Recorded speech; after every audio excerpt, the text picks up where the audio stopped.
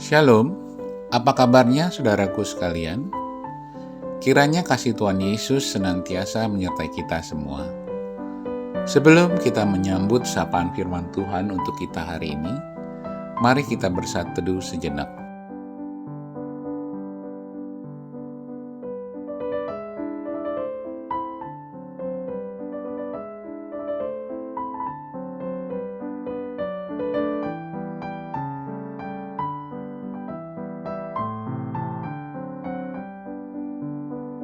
Amin.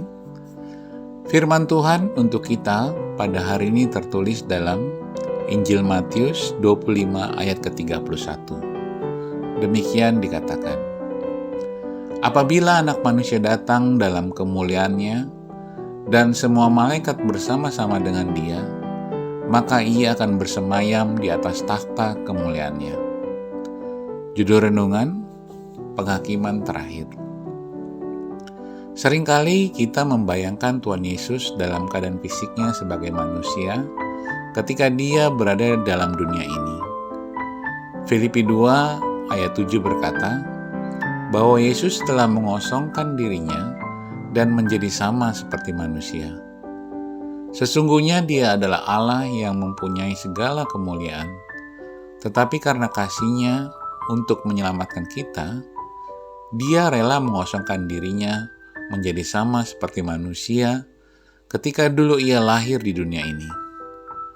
Ketika Anak Manusia datang kembali ke dunia, Ia akan datang dalam segala kemuliaannya.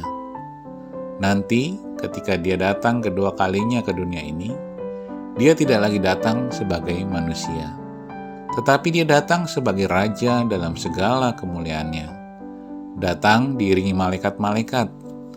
Anak Manusia akan datang untuk memberikan penghakiman bagi manusia.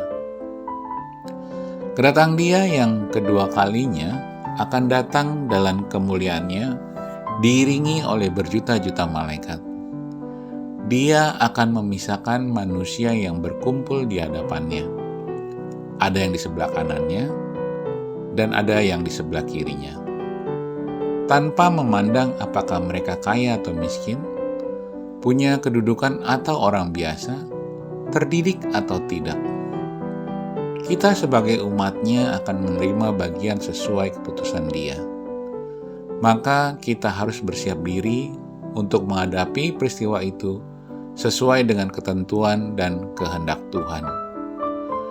2 Korintus 5 ayat 10 berkata, sebab kita semua harus menghadap takhta pengadilan Kristus, supaya setiap orang yang memperoleh apa yang patut diterimanya sesuai dengan yang dilakukan dalam hidupnya ini, baik ataupun jahat. Dia Anak Manusia pasti datang. Apakah yang sudah kita perbuat untuk menghadap penghakiman terakhir? Pertobatan, pengampunan dosa sangatlah dirindukan bagi orang yang menyadari dirinya sebagai orang berdosa, diterima Tuhan di sebelah kanannya di sorga kelak.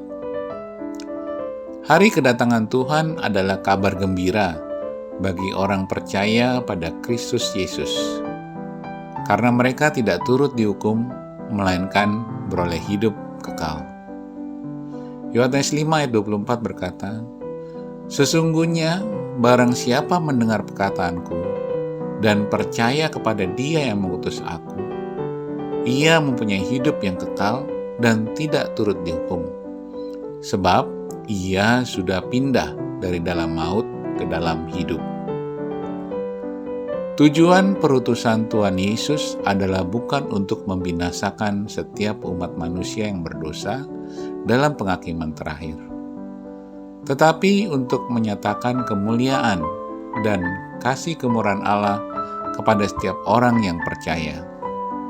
Tetapi penghakiman terakhir adalah peringatan keras bagi mereka yang menolak tawaran kasih kemurahan dari kurban Yesus Kristus.